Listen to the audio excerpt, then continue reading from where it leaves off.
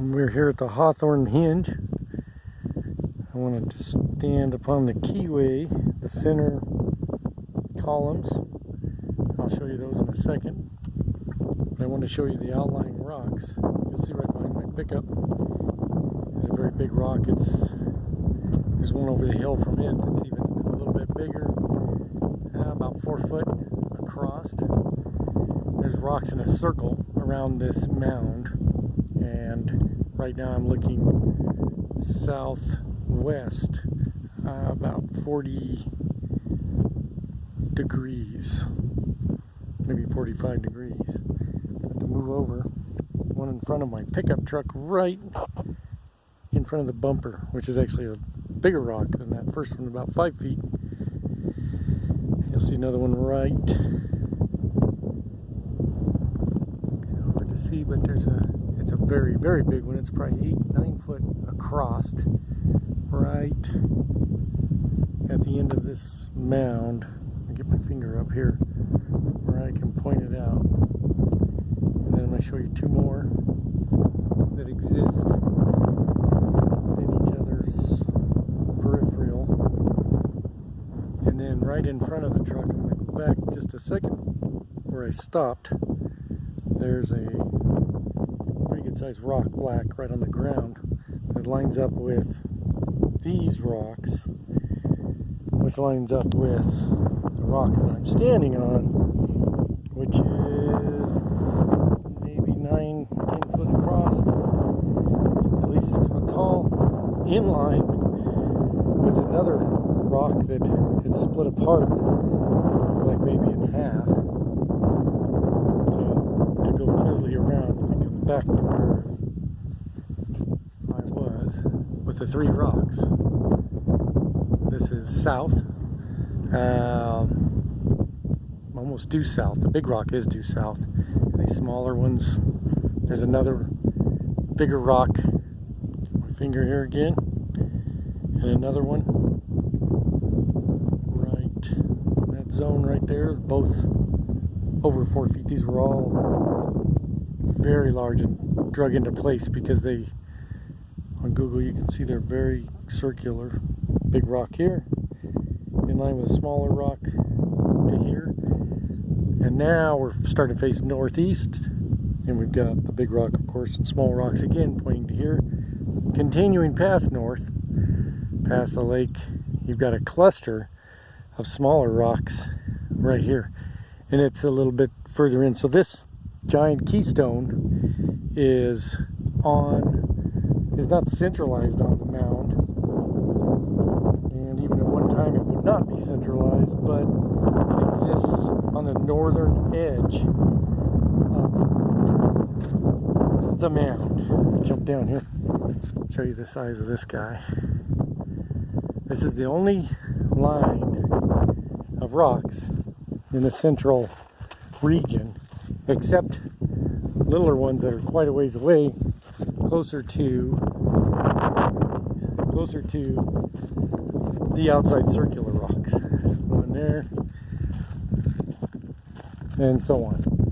So as you direct paths, some of this has been tore up because they had a road up here. It wasn't a road, it was more or less a viewing site or something, because it's a natural spot. But these rocks only line up. Here, I'll show you. There's two I just passed with this one, and you can see two more right over here. And though erosion has moved them slightly, or tipped them over, this is my theory, the bigger, taller ones, they are again in line with their counterparts that are on the peripheral.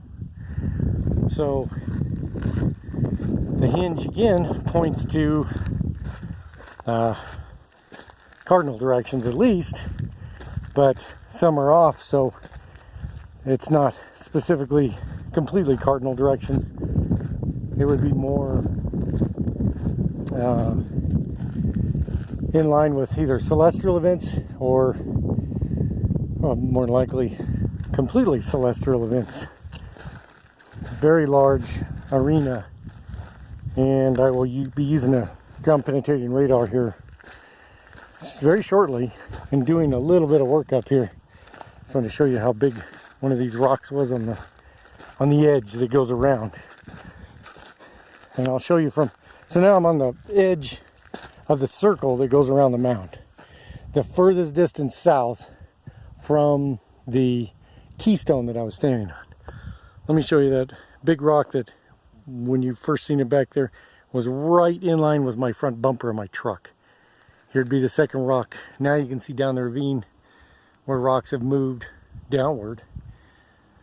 There's 3 of them right there, a 4th one right there, a 5th one right over there. They go all the way around, and they're all on the peripheral of these bigger rocks. This one you could barely see, but I told you it was over the hill here, and that's same size as this one over here. These boulders exist out here in the flats. I found them, and geologically they run some ore. They actually have some gold and silver in them. They're silicious, but they are evenly distributed, thousands of feet apart. To get this many together in one area, even up on the mountains, you can only see, which I've covered thoroughly trying to look for any other, not only geologic, but this archaeologic stuff. I've only seen a couple here and there spread out, and even right now I can only count 4 over an area, 3,000 feet. That's how spread out there. Here's the rocks of the pilings. Still walking around the fringe, heading east now. You're looking south. And again, they keep going, and this is where this mound ends. And there's an interesting theory, and one that I found in other places inside the Great Basin. But there should be some petroglyphs here, but there's not. And there was a river that actually flowed through here. They had found 12,000-year-old mastodon mammoth bones over at Rocket Mountain, and where the wash comes out, and that was a ancient swampy area where obviously they would have been visited by mammoths and stuff, and they had found Clovis points there with the bones. So at least 12,000 years ago. Well, the lake system, now you can really see these rocks. Now I'm looking north, starting to look northwest towards Mount Grant. There's Mount Grant in the very background, and there's the rock I was standing on just a minute ago.